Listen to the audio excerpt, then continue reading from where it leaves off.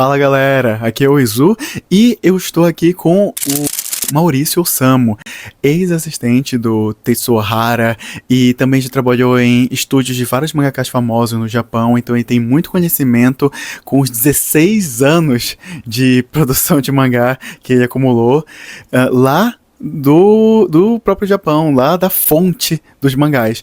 Então eu resolvi perguntar algumas coisinhas pra ele pra ajudar você a desbloquear as dificuldades para conseguir publicar o seu mangá. Então, vamos lá. Maurício, qual é a dica que você poderia dar para alguém que está iniciando aqui no Brasil, que quer ser mangaka, um aspirante a mangaka, quando ele vai pensar na obra dele? O que você acha que seria importante ele pensar? Primeira coisa, né, que eu acho que deve tentar prestar atenção é a presença do público, né?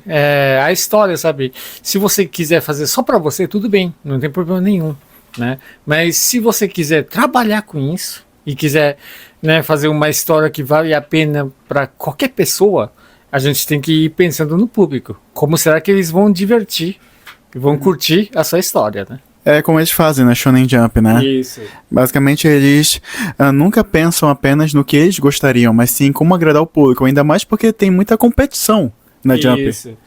Então, que no Japão, né, geralmente eles primeiro apresentam desse estilo aqui, né, que é uma revista, né, que tem mais de 200, quase 300 páginas, e dentro dessa revista tem vários episódios de vários mangakas diferentes.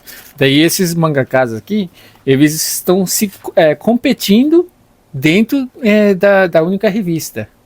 Então, e essa revista também, como ele é o preço mais barato, né?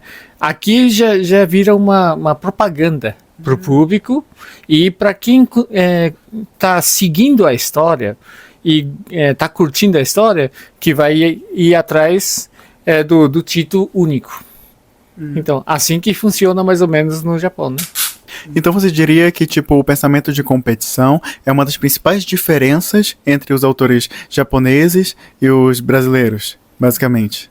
Isso. Então, isso, né, por causa do mercado mesmo, sabe? Que no Japão, como tem um mercado, né, de profissionalismo, e também tem vários tipos de revista, vários tipos de editoras também, todos eles estão competindo.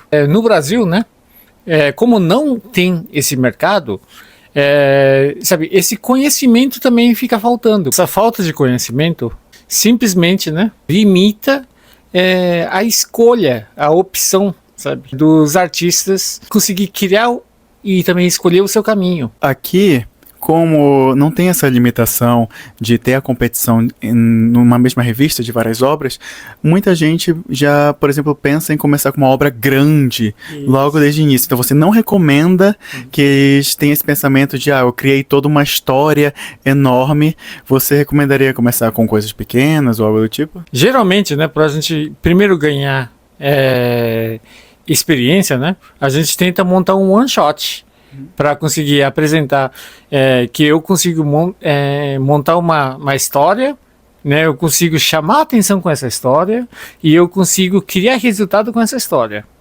Então, e isso, né, ele vai ser apresentado para o público.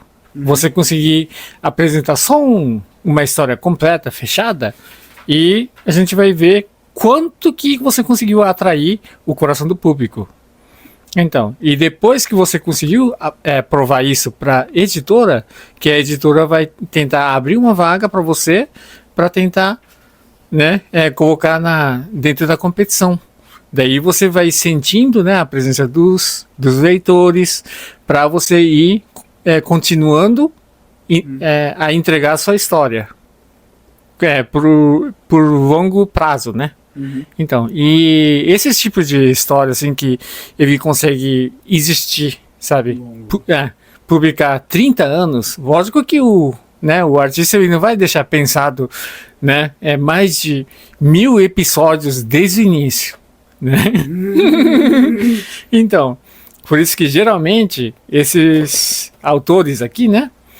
Então, ele deixa montado o início, da onde que a história, o protagonista ele começa, e ele deixa pensado mais ou menos como que ele quer que essa história vai ser encerrada e deixa criado alguns pontos no meio.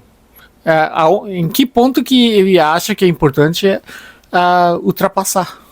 Que daí, né, o resto dos pequenos episódios, eles conseguem, né, ir montando com o tempo. É bom ele ter, então, essa base, porque é muito importante a recepção do público. Isso. Porque se você não consegue entreter o público agora, naquele capítulo, pode ser que se perca o interesse e acabou, assim, para sua história, e você não consiga ter um retorno suficiente para manter ele por um longo tempo. Então é legal você pensar, pelo menos num esqueleto ali, no começo, o fim e o meio, até mais ou menos, não precisa ser definitivo, mas para pelo menos você se guiar, e caso você tenha que criar coisas novas, você tem uma linha para onde seguir ali e aí não se perder.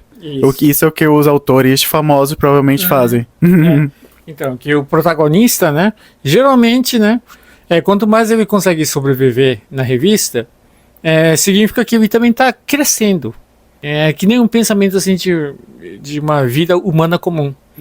Então, quanto mais, né, ele consegue ultrapassar uma dificuldade e ele consegue ficar mais poderoso, né, ele vai renovando um monte de coisa, sabe? Ele vai tendo um monte de ideia nova. E assim, né, que o artista ele tem que ir preparando e arrumando a vida dele, mas tem um processo que o artista ele já deixou decidido para ele ultrapassar. Né? Assim que a história vai ir desenvolvendo com o tempo. Ainda mais porque o mangá vai crescendo, né? Isso. Ele não pode ficar sempre no mesmo nível, ele tem que crescer cada vez mais. Então tá aí a dica para você, que você pense muito no público, entreter o público no momento, em vez de ficar sempre pensando no depois, mas é bom você ter um guia para você não se perder ali. E, se possível, antes de fazer uma obra longa, comece com coisas pequenas, que isso vai te dar muito mais experiência, né, Maurício? Isso. Então, que é aí que vem, né? A gente sempre, né, como eu deixei falado no início, a gente tem que pensar, né, no público e fazer eles divertirem, porque isso é entretenimento. Então é isso, pense sempre em deixar o leitor interessado. É o principal, e não só em fazer o que você gosta. Então, gente, espero que isso ajude você na sua jornada e expanda um pouco seus horizontes, que é um dos principais pontos que a escola de mangá, né, que o Maurício é diretor, tenta fazer. Fazer com que você pense de uma forma mais profissional e consiga atingir seu público e fazer seu mangá fazer muito sucesso. Então é isso, gente. Espero que ajude. Até a próxima. Muito obrigado, Maurício. Nada. Falou.